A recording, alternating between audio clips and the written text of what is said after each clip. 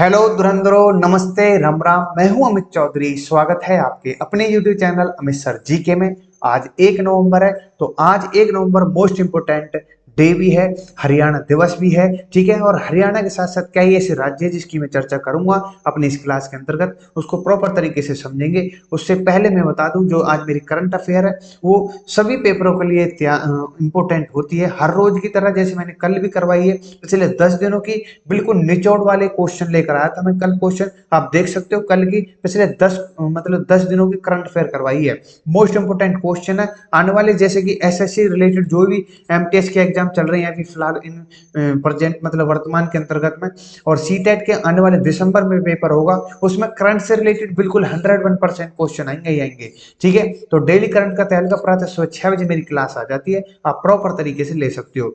ठीक है, वहीं मैं बता दूं आज 1 नवंबर है, जैसे कि हरियाणा और पंजाब 1966 में, ठीक है, अलग हुए थे, उसी प्रकार से आंध्र प्रदेश, कर्नाटक दिवस मतलब आज के दिन दिवस मनाते हैं हरियाणा दिवस की तरह ही। केरल केरल दिवस है, मध्य प्रदेश है, पंजाब हरियाणा बता चुका हूं। अंतर्राष्ट्रीय रेड क्रॉस दिवस भी मनाया जाता है, जो कि ये एक सप्ताह के रूप में मनाया जा रहा है। इसकी प्रॉपर तरीके से कल मैं शुरू में ही स्लाइड ले दूंगा और प्रॉपर तरीके से बता दूंगा। ठीक है, और आज के दिन विश्व शाकाहारी दिवस भी मनाया जाता है। ये सभी इंपोर्टेंट है जितने भी मैंने बताए अपने भाइयों को। ठीक है, तो उससे पहले मैं एक चीज और कर दूं, जो कि 30 अक्टूबर के दिन होमी जहांगीर भाभा की जयंती थी। इंपोर्टेंट है क्यों? क्योंकि भौतिक वैज्ञानिक थे। कौन? होमी जहांगीर जी। ठीक है, आइए मैं थोड़े इनके बारे में पॉइंट करके बता देता हूँ, फिर करंट अफेयर पाएंगे। इन्हें जो भारतीय परमाणु कार्यक्रम के जनक के रूप में जाना जाता है, किसको? होमी जहांगीर बाबा जी को। ठीक है, ये जन्म इनका जन्म हुआ था 30 अक्टूबर 1909 को। ठीक है, इंपोर्टेंट है, इनके बारे में काफी चर्चा सुनी भी होगी और मैं पॉइंट वाइज आपको बता भी रहा हूँ। वह एक भारतीय परमाणु भौतिक वैज्ञानिक थे। वह परमाणु ऊर्जा के प्रतिष्ठान ट्रम्बे के संस्थापक के निर्देशक भी थे। ठीक है, और जो एईटी के रूप में जो पहले जाने जाते थे, तो उनका नाम अब भाभा परमाणु अनुसंधान केंद्र नाम दिया गया था इनके रूप में। ठीक है, मैं थोड़ा कलर चेंज कर लूं। हाँ, तो उन्होंने भारत में 3 चरणों वाले परमाणु ऊर्जा कार्यक्रम की कल्पना की थी।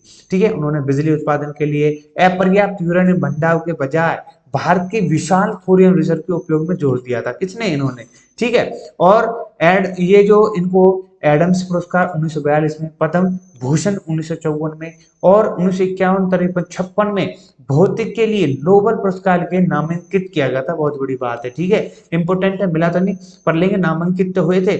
और ये जिम सर्व रॉकेट बॉयज श्रृंखला में डॉक्टर होमी भाभा की भूमिका निभा रहे हैं इन प्रेजेंट वर्तमान के अंतर्गत, आपको पता भी होगी, इसलिए मैंने लाइन डाल दी है। ठीक है,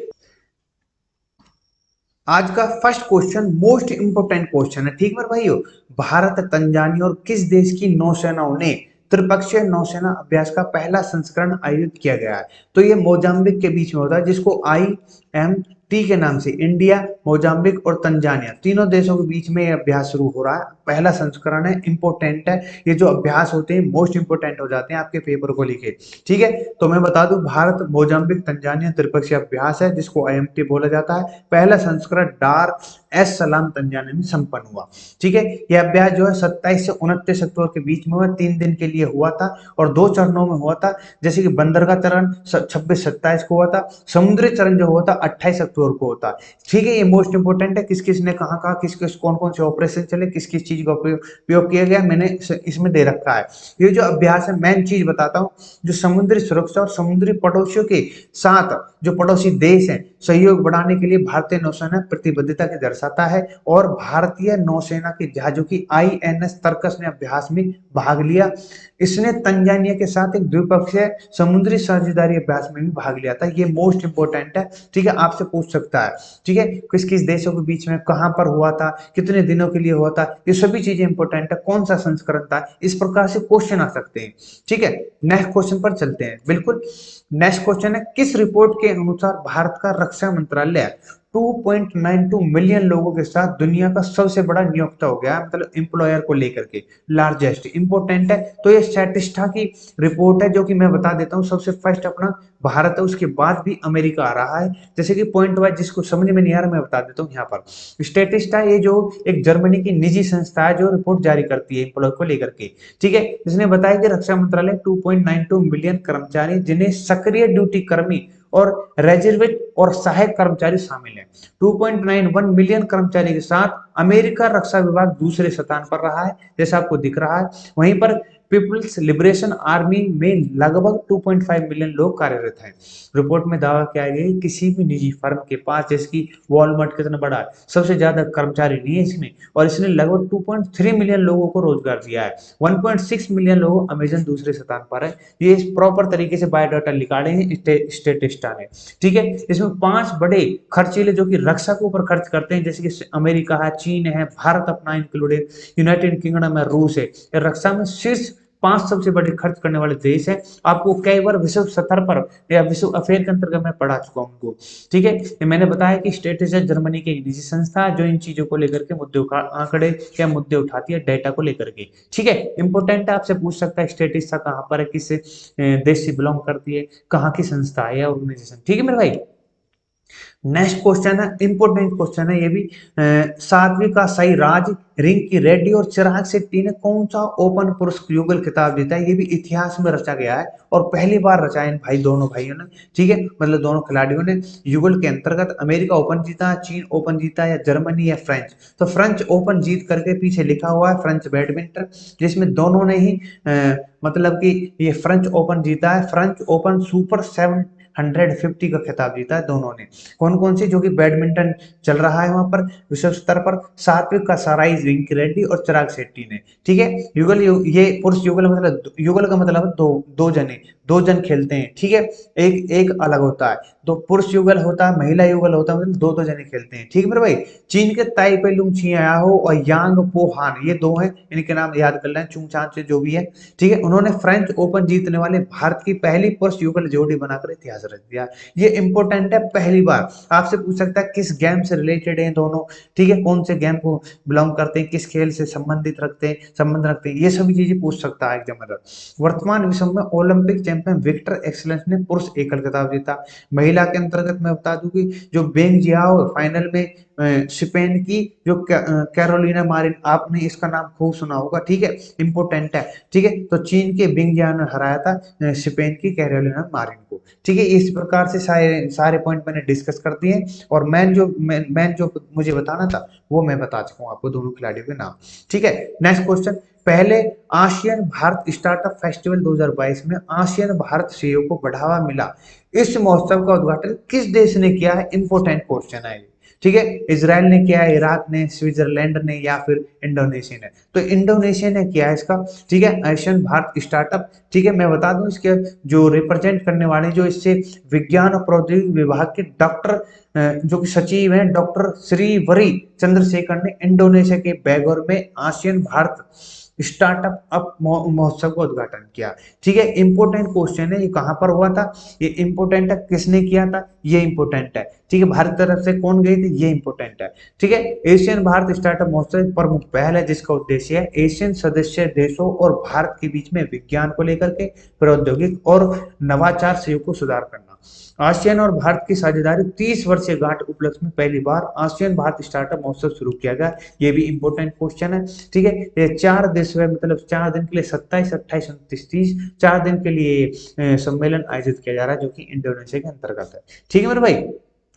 नेक्स्ट क्वेश्चन। भारतीय वायुसेना, ये जो अभ्यास मैं बता रहा हूं, जैसे पहले भी बताया, कल भी बताए थे। ठीक है, इंपोर्टेंट अभ्यास चल रहे हैं, एक्सरसाइज जो होती है। ठीक है, वायुसेना और किस राष्ट्रीय देश की वायुसेना और अंतरिक्ष बल पर 26 अक्टूबर से 12 नवंबर 2022 तक द्विपक्षीय अभ्यास में भाग ले रहे हैं? तो फ्रांसीसी वायुसेना के अंतर्गत, मतलब कि भारतीय वायुसेना और फ्रांसीसी वायुसेना दोनों के दोनों 26 से 12 नवंबर तक द्विपक्षीय अभ्यास कर रही हैं। ये दोनों की दोनों, मैं बता दूं, अभ्यास वायु जो सेना स्टेशन है जोधपुर में होगा, जो कि राजस्थान के अंतर्गत है। गरुड़ 4 के नाम से जाना जाता है, भारत और फ्रांस के बीच में। ये कई बार मैं डिस्कस कर चुका हूँ। संयुक्त अभ्यास दोनों देशों में परिचालन क्षमता और अंतःक्रियाशीलता बढ़ाने और सर्वोत्तम प्रथाओं को साझा करने के लिए एक मंच प्रदान करती है। यह द्विपक्षीय अभ्यास होता है, 7वां संस्करण है। ऐसी मैंने यहाँ भी दिया है। प्रथम जो कि हुआ था 2003 में वायुसेना स्टेशन ग्वालियर में हुआ था, दूसरा 2005 में फ्रांस में हुआ था, तीसरा 2006 में वायु स्टेशन कराईकुंडू, फिर फ्रांस, फिर जोधपुर, फ्रांस, फिर जोधपुर। ये सभी चीजें इंपॉर्टेंट है। कहाँ कहाँ पर सारे संस्करण मैंने बता दिए, 7वां संस्करण चल रहा है जो कि जोधपुर के अंतर्गत है। ठीक है, अब नेक्स्ट क्वेश्चन है, ये इंपॉर्टेंट क्वेश्चन, बस इतना याद करना है कि किस देश के राष्ट्रपति के चुनाव में लुइज इनासियो लूला लूडा कह लो या ल्यूला कह लो डा सिल्वा ने जायर बोलोन्सेलो को हराया। तो ये ब्राजील के इंपॉर्टेंट है। ठीक है, ब्राजील के लिए जो कि राष्ट्रपति चुने गए हैं, आपके सामने नाम है लुइस साहब। ठीक है, इनको चुना गया है, ये कंजर्वेटिव लिबरल पार्टी इनकी जो पार्टी है उनका नाम है। और ब्राजील मैं बता दूं ये दक्षिण अमेरिका का सबसे बड़ा देश है और पूरे विश्व में 5वां सबसे बड़ा देश है क्षेत्रफल के हिसाब से। ठीक है, ये लोकतांत्रिक संघीय गणराज्य है, ये दुनिया का 5वां सबसे बड़ा देश है, इसकी राजधानी ब्रुसेलिया है। पहले कौन सी थी इन कमेंट मुझे बता सकता है ब्राजील की। वहीं पर मुद्रा इसकी ब्राजीलियाई रियल है। ठीक है, चिल्ली इक्वाडोर को छोड़कर ये सभी दक्षिण अमेरिका देशों से अपनी सीमा साझा करता है और सबसे बड़ा देश है दक्षिण अमेरिका के अंतर्गत। ठीक है, इंपॉर्टेंट क्वेश्चन है आपके लिए। नेक्स्ट है, ये भी मैं बता चुका हूँ, गरुड़ जो 4 चल रहा है भारत और फ्रांस के बीच में चल रहा है, जोधपुर के अंतर्गत हो रहा है। ठीक है, नेक्स्ट क्वेश्चन पर चलते हैं। इंडियन स्पेस कांग्रेस ISC 2022 का मेजबानी कौन सा शहर कर रहा है? चंडीगढ़ है, पांडुचेरी है, बेंगलुरु है, नई दिल्ली। तो नई दिल्ली इसकी मेजबानी कर रहा है जो कि केंद्र शासित प्रदेश है, भारत की राजधानी है। तो सैटकॉम इंडस्ट्री एसोसिएशन जिसको SIA इंडिया के नाम से जाना जाता है, यह नई दिल्ली में 3 दिवसीय इंडिया स्पेस कांग्रेस 2022 को आयोजन किया गया है। इसकी जो थीम है leveraging space to power next generation communication business को है। ये थीम आपसे पूछ सकता है। ठीक है, तो जिस इस कार्यक्रम में 30 देश से ज्यादा आए हुए वक्ताओं ने भाग लिया है, जिसे भारतीय अंतरिक्ष अनुसंधान संगठन इसरो कहा जाता है, रक्षा मंत्रालय, NITI Aayog, new space India limited, दूरसंचार विभागों ने समर्थन प्राप्त किया है। कुल मिलाकर 30 देशों के साथ अपनी सारी बड़ी बड़ी जो डिफेंस रिलेटेड है, फिर जो कि इसरो हो या न्यू स्पेस में, इन सभी ने भाग लिया है। इसके अंतर्गत आपसे पूछ सकता है किसने मेजबानी की है और कौन से शहर ने मेजबानी की है। तो ये अपनी नई दिल्ली है, इसमें इसकी मेजबानी शुरू हुई।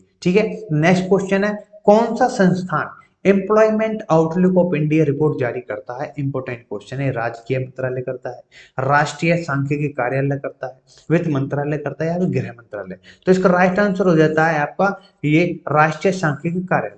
ठीक है, मैं बता दूं राष्ट्रीय सांख्यिकी कार्यालय जो है NSO national statistical official office का नाम है इंग्लिश में। इसका जो कार्यान्वयन है, मंत्रालय ने भारत के रोजगार आउटलुक को प्रेस नोट जारी किया।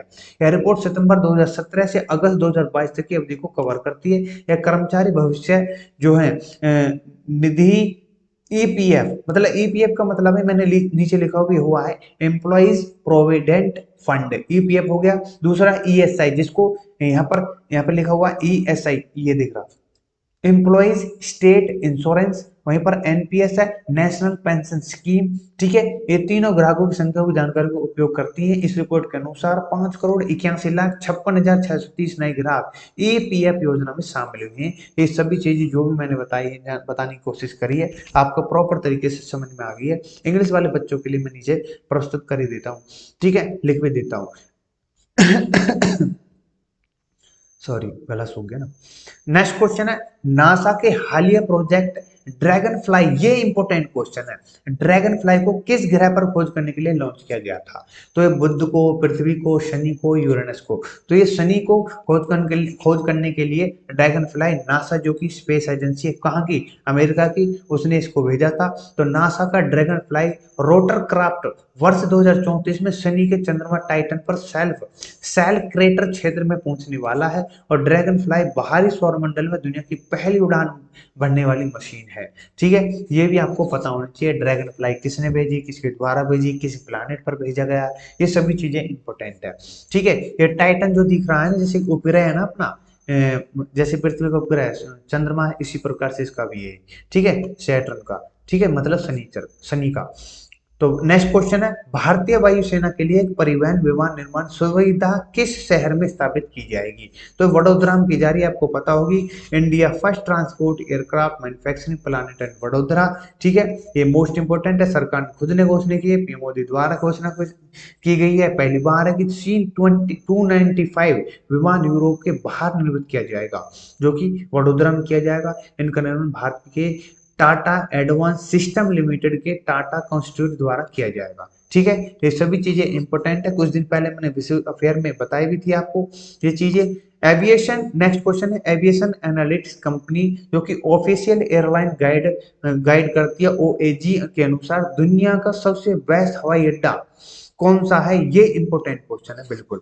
ठीक है, तो इंदिरा गांधी अंतरराष्ट्रीय हवाई अड्डा है, सिंगापुर चांगी हवाई अड्डा है, हैरी रीड अंतरराष्ट्रीय हवाई अड्डा है, या फिर हार्ट्सफील्ड जैक्सन अटलांटा अंतरराष्ट्रीय हवाई अड्डा है? तो आपको बता दूं ये अमेरिका में है।